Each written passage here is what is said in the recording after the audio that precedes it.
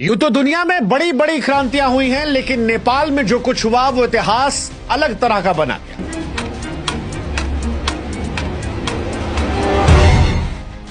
क्योंकि नेपाल में जेनजी ने 36 घंटों में सरकार को गिरा कर रख दिया।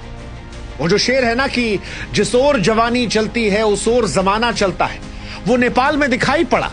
नेपाल की सड़कों पर हजारों युवाओं ने सत्ता को हिलाकर रख दिया, दुनिया को हैरत में डाल दिया। 13 से 28 साल के जेनजी ने ऐसी ताकत दिखाई कि प्रधानमंत्री देश छोड़कर भाग गए।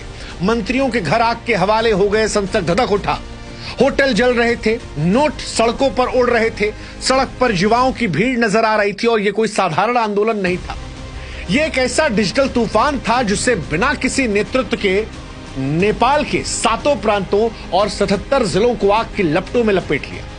लेकिन सवाल यह है कि क्या इस आंदोलन ने नेपाल को अनाथ भी कर दिया? सवाल यह भी कि नेपाल अब किसका है? क्योंकि 17 सालों में 15 बार प्रधानमंत्री बदलने वाला नेपाल आज अनाथ खड़ा है। अनाथ क्यों कह रहे हैं? क्योंकि एक देश को चलाने के लिए 2 तरीके होते हैं, या तो लोकतंत्र का या राजशाही का। लेकिन आज नेपाल में ना लोकतंत्र की पूरी साख बची है, ना राजशाही का कोई नाम लेवा। सवाल यह है कि नेपाल किसका है? कौन चुनेगा नेपाल की अगली सरकार? क्या वो नेपाल की जनता होगी जो अपने नए सियासतदानों को चुनेगी? क्या वो अमेरिका, चीन जैसे बाहरी ताकत होंगे जो नेपाल में कुर्सी पर कौन बैठेगा, नेपाल कौन चलाएगा, उसको तय करेंगे?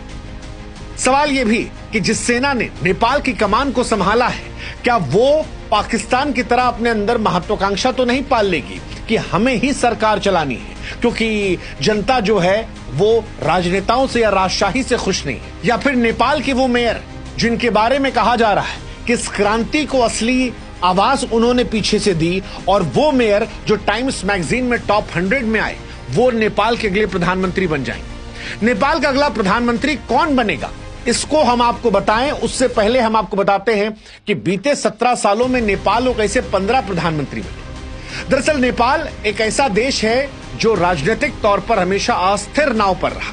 2008 में नेपाल में राजशाही का खात्मा हुआ, देश ने लोकतंत्र अपनाया, लेकिन सत्ता की कुर्सी पर टिकना तब से किसी के लिए आसान नहीं है। 17 सालों में 15 प्रधानमंत्री, और यह आंकड़ा अपने आप में इस देश की राजनीतिक अस्थिरता की कहानी को बयां करता है। 2008 में पुष्प कमल दहल प्रचंड वो बनते हैं प्रधानमंत्री, 16-17 में बनते हैं, 2022 से 24 के बीच में भी वही रहते हैं। माओवादी नेता प्रचंड कई बार सत्ता संभालते हैं, लेकिन जब आते हैं तब बाहर भी जाते हैं। माधव कुमार नेपाल कम्युनिस्ट पार्टी के नेता, इनका कार्यकाल भी विवादों में रहा। झलनाथ खनाल 2011 में